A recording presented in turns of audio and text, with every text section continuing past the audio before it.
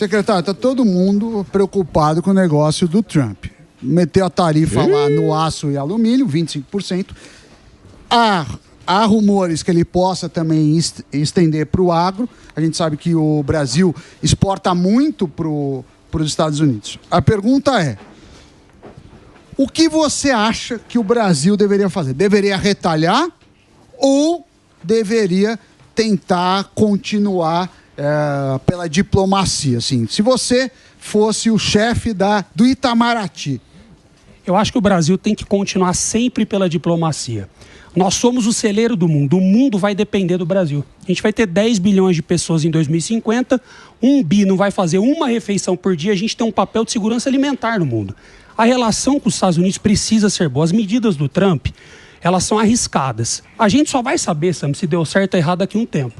Porque o agro americano passa por uma crise, a exportação deles diminuiu muito, a gripe aviária lá já pegou 170 milhões de aves, chegou no rebanho, já está em 17 Os ovos estão R$70, a gente falou. Mas agora está no rebanho bovino também. Estados Unidos era o exportador de proteína, hoje é o importador de proteína. E o brasileiro está colocando, o pecuarista brasileiro está colocando muita carne lá. Então, se ele começar a taxar muito as importações para proteger o mercado americano, vai faltar produto no mercado, vai inflacionar o preço. E a inflação nos Estados Unidos já está alta. O próprio Paulo Guedes falava, não sei se você lembra o Paulo Guedes falando uma época aí, ele falava, o americano tem que se cuidar, porque a gente está mandando muito para eles estão mandando muito pouco para cá. Eles estão ficando pequenininho em relação ao mundo, em relação à China e tal. Aliás, a gente tem a presença do Alan Gunn aqui. Está uma bela confusão esse programa. Sim, Aqui parece a casa da mãe Joana. Ele tirou a roupa do animal. Muda o convidado, troca o convidado. É tudo uma desorganização total nesse programa. Nós precisamos mudar muita coisa aqui. Tá que nem o governo esse programa. Mas essa queda de braço dos Estados Unidos com a China pode abrir muito mercado para nós. Vai ser uma grande oportunidade para o Brasil. Por isso que ele precisa estar bem posicionado e deixando claro, o Brasil é uma potência agroambiental.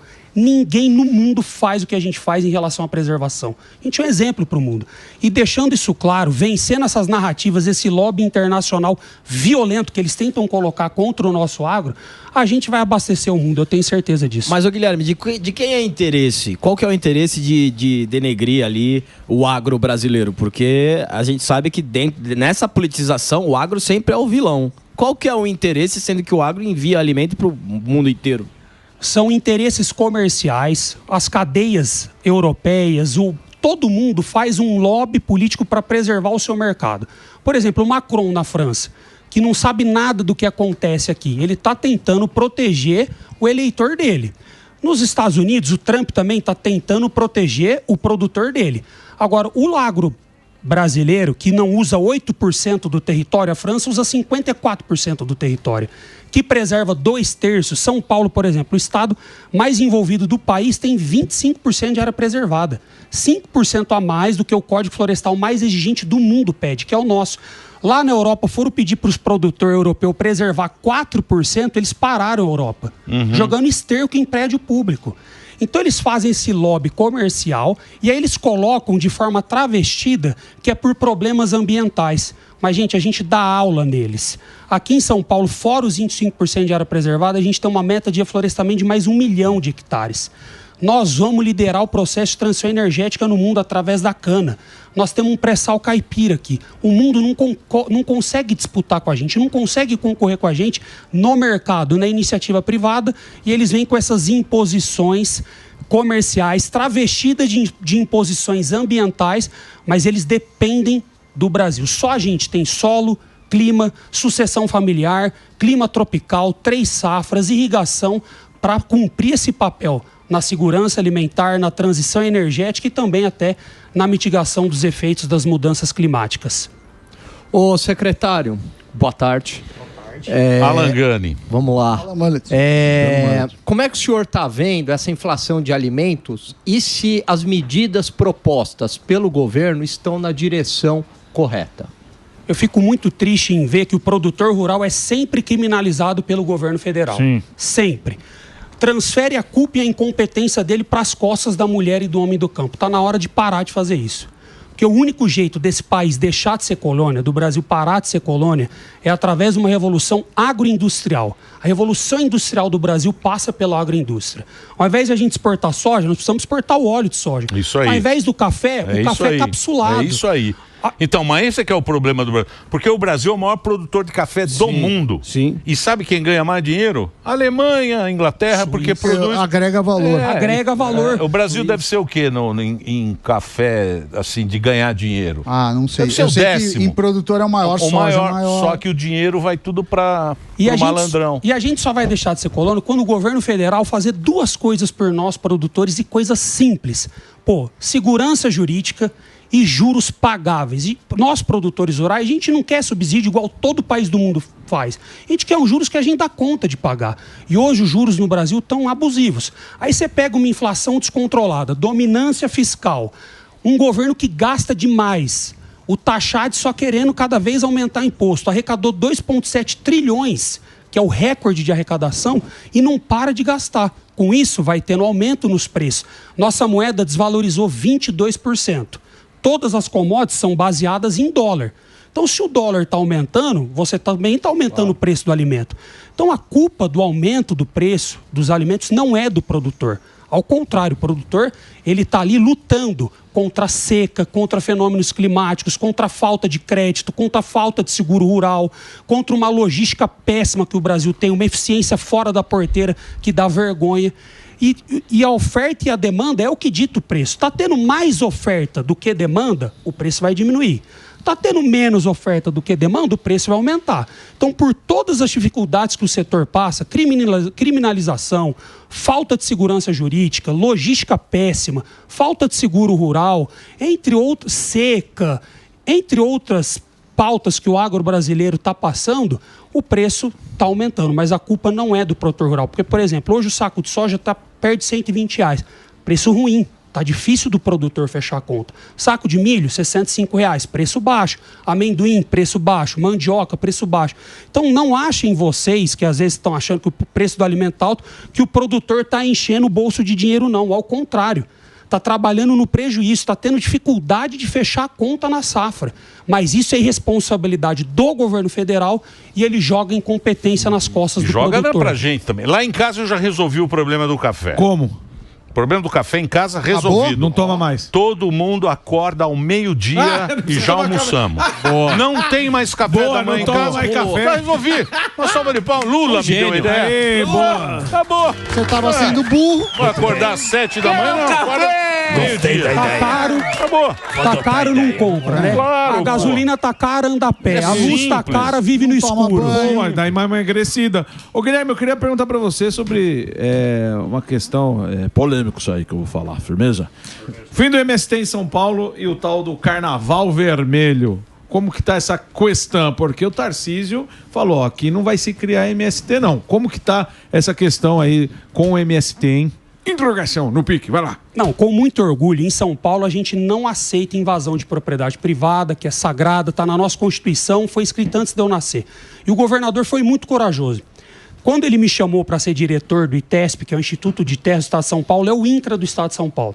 Falou, Piai, você vai ter que resolver o problema do Pontal do Paranapanema, que eu sou do Pontal do Paranapanema com muito orgulho. Caramba. E eu vi o quanto esses movimentos de baderneiros, que de social eles não têm nada, acabaram com a nossa região. Quantas agroindústrias foram embora, quantos empregos a gente perdeu, condenou aquela região à pobreza. Não existe prosperidade e emprego com a palavra insegurança jurídica. Por que eu vou investir na minha terra, na minha fazenda? Por que eu vou pegar um crédito, um financiamento? Por que eu vou reformar minha mangueira se eu não sei se a terra é minha ou não?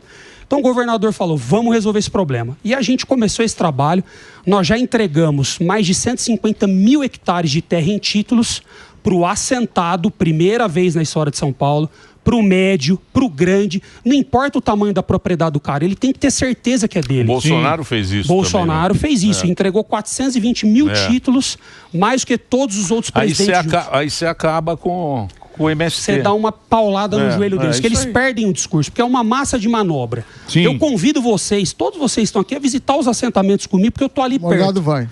A reforma agrária do governo federal não deu certo. Pegaram um pedacinho de terra, jogaram o cara lá em num pedaço de lona, em condição subhumana, não deram crédito, não deram suporte, falaram, se vira, filho. Pegaram pessoas que não tinham vocação para trabalhar com a terra.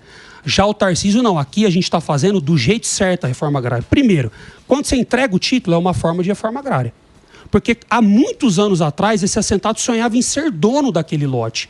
E até você entregar o título, ele não era dono, ele tinha um termo de permissão de uso. Isso. Concessão. Exatamente. Mas além do título, o governador autorizou construção de 632 casas em assentamentos pela CDHU. É a primeira vez na história. Dobrou o limite do PEPAS, que é um programa paulista da agricultura de interesse social, que o governo compra da agricultura familiar. Ele dobrou o limite. Fez mais de 300 fossas sépticas com biodigestor. O FEAP, que é o Fundo de Expansão do Agronegócio Paulista, com 2 anos para pagar, com juros de 3% ao ano, mais de 30% é emprestado para assentado. Então aqui a gente vem com moradia, com saneamento, com crédito, com título. E eu desafio hoje, pode fazer uma avaliação do Tarcísio, do Lula, em qualquer município do Pontal, o Tarcísio vai estar muito mais bem avaliado. O Tarcísio já está levando na última pesquisa. Sim. Mas ali você vê, né? Qualquer um tá levando ali. A desaprovação do governo federal está muito alta. Samidana tá ganhando no segundo Bom turno. candidato. Dá o Bom Samidana. Não. No segundo turno. Só que no turno eu levo fácil. Só que na urna tá escrito Samuel Dana. Não, mas agora falando sério, o Tarcísio tá fazendo um trabalho. Ele tá fazendo muita coisa, né? Ele tá fazendo muita coisa. Ele já tinha feito isso quando ele foi ministro, né? Ele faz, é um jeito mais silencioso de muitos resultados. O governador é um craque. Eu falo assim, não é puxando o saco, mas é melhor puxar saco do que puxar carroça. Então, mas tá puxando um pouquinho. Mas ele é muito inteligente. Eu acho que ele tem até um pouquinho de autismo, porque ele tem uma capacidade de absorção de informação que eu nunca vi na minha vida. O cara é humilde, é gestor, é um baita pai, é cristão. Então, Tarcísio realmente é uma honra para mim trabalhar com ele. Tem que vir aqui. Eu sou o secretário mais novo da história da agricultura. Diz que ele é chato, né? Ele cobra resultado com força. Diz que ele fez aquela reunião. Ele tem que vir aqui. Você lembra quando teve da Enel? Sim. Que deu pau, né? Aquela reunião diz que deu um pau lá da Enel. Os caras que nem papai. Mas ele cobra muito, mas dá liberdade para você trabalhar. Isso Deixa é bom. você montar seu time. Ele fala, vou te dar autonomia, mas eu quero resultado. E quando você vai para a reunião com ele, você tem que ir muito bem preparado, com os números corretos, que ele espreme, rapaz. Tô ligado. É violento. Agora, secretário, você comentou dos juros. A gente tem uns juros muito altos. Você também comentou em dominância fiscal, que a gente pode explicar o seguinte. Chega uma hora que o juros é tão alto que não faz mais efeito. Claro que respeito a opinião, mas eu discordo. Eu acho que se o Banco Central descesse os juros nesse momento, seria muito prejudicial à economia. Você também falou que o agro não quer subsídios, que eu achei legal. Mas quando você fala de um crédito barato, assim, eu estou dando uma crédito barato, isso é um subsídio. A taxa de juros vai para 14. Mas alguém está pagando, porque o dinheiro custa 14. Cara, na próxima reunião vai custar 14,25, agora está 13,25. Se eu estou te emprestando a 3, ou a 4, ou a 5, eu estou pagando esse diferencial. Como que você acha que deve ser feito o agro? Assim, ele precisa ter algum tratamento diferente ou o que vale para o agro, vale para a empresa aqui de mídia, vale para a minha empresa pequenininha de consultoria, vale para todo mundo? Como que você vê essa questão? Hoje o governo federal ele faz uma subvenção na taxa. E mesmo com essa subvenção, esses juros que o agro paga fica maior do que a inflação. Então o governo não está perdendo em nada. Agora, eu acho que quando você analisa o agronegócio, tenho certeza, quando você analisa o papel do agronegócio no PIB, na balança comercial, na geração de emprego, quando você pega os setores indiretos, o mercado de logística, o mercado financeiro, que dependem do agronegócio, ele é a mola propulsora da nossa economia e é o único setor que o Brasil pode hoje analisar como um diferencial competitivo violento em relação ao mundo. É isso aí. Eu tenho feito viagens internacionais, quando você fala do Brasil, o olho deles brilham, porque só a gente tem milhares de hectares disponíveis de pastos degradados para se tornar área produtiva. O agro brasileiro hoje, Emílio, ele usa em torno de 70, 80 milhões de hectares no total. Em assentamentos no Brasil, nós temos 92 milhões de hectares, mais 120 milhões em reservas indígenas. Se você somar os dois, dá o triplo do que a área que a gente tem. Então a gente consegue dobrar a produção do Brasil, que era importador de alimentos em 1970 e hoje é um dos maiores exportadores do mundo, sem derrubar uma árvore, ao contrário, plantando árvores. E se a gente agregar valor através da agroindústria, com segurança jurídica e juros pagáveis, claro, com a subvenção, mas sem subsídio, que é muito menos oneroso para o governo, ninguém segura esse país. A mulher e o homem do campo só precisa de segurança jurídica e paz para trabalhar. E é isso que está faltando. E o governante também precisa... E o próprio brasileiro também. A gente precisa saber o que a gente quer do Brasil. Qual é o papel, a vocação do Brasil? É o quê? É o agro? É turismo? Fazer carro não é. Então, investir nisso, né? Exatamente. É o básico, investir né? nisso, é esse que é. No que você é bom. Mas só que aqui fica essa conversa pra lá, conversa pra cá e nada vai... Nada acontece. Mas diz que a Embrapa tá meio mal, né? Tá meio mal. Por que a Embrapa tá nessa situação? Falta de... A Embrapa é importante, importantíssimo. Né? Pô, ajudou muito. O ministro Alisson Paulinelli, que é o grande nome do agronegócio brasileiro, hoje a gente tem o ministro Roberto, a Tereza, o Cabreira, mas o Alisson foi quem revolucionou a produção no Cerrado, foi fundamental para a Embrapa, foi quem fez o Brasil deixar de ser importador para exportador. E o que falta às vezes para a Embrapa é reconhecimento, valorização, orçamento e a pesquisa. Hoje o Brasil só está onde está, num agro tecnológico, intensivo, que preserva pela pesquisa. Então a gente deve muito à Embrapa, ao IAC, aqui, que é o nosso Instituto de Pesquisa do Estado de São Paulo, criado pelo nosso imperador Dom Pedro II, há quase 140 anos atrás, ao Instituto Biológico. Então, valorizar e reconhecer a pesquisa é garantir o futuro próspero do agronegócio brasileiro. Mas só queria falar para o Morgado que... Sim. Os movimentos sociais, que de social não tem nada, exatamente, que coloca mulher e idoso na frente para invadir propriedade privada, em São Paulo eles não têm mais espaço. Nós estamos entregando o título, a regularização fundiária está acontecendo, nós pacificamos o Pontal do Paranapanema. Bom. É a primeira vez na história que não houve invasões no Carnaval. Eu estava com o governador, isso foi bem legal. Na Feicorte, que é uma feira de pecuária imprudente, um produtor cutucou ele com os 2 filhos e falou: governador, fazem mais de 20 anos que eu não durmo no Carnaval. Minha propriedade já foi invadida mais de 20 vezes. O senhor está me entregando aqui, não é um título, é um sonho. Eu achei que eu ia morrer e ia não ver esse título. É a sucessão da minha família, a valorização da minha propriedade, o produtor chorando. Vocês viram o vídeo dele, o Tarcísio, entrando no sítio da Dona Clara, que foi a primeira sentada do Estado de São Paulo a receber o título? Eu não vi.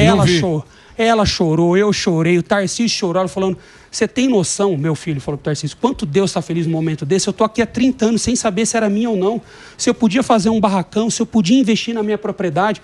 Então, quando a gente fala em título, as pessoas só veem um pedaço de papel, mas título é muito além disso. Então, esse trabalho de regularização fundiária que São Paulo está fazendo, que é o maior da história, dá orgulho, gente. Convido vocês a participarem de uma entrega de títulos com a gente. Ô, Guilherme, e o MST tá nervoso com o governo federal, né? Que é a cabeça do ministro do Desenvolvimento Agrário. O que é? O que tá pegando? É grana? Eles querem novas áreas para implementar novos assentamentos. Só que isso é uma verdadeira besteira. Como eu falei, esses 92 milhões de hectares, pensa quanto o governo não gastou para desapropriar esse monte de terra.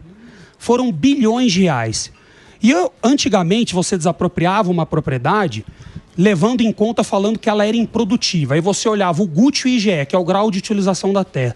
Se você pegar esses assentamentos a nível Brasil hoje, e eu falo aqui por São Paulo, hein, que é o estado mais envolvido do país, e comparar a produtividade dessa terra hoje com os assentamentos quando era de um privado, hoje vai estar muito menor.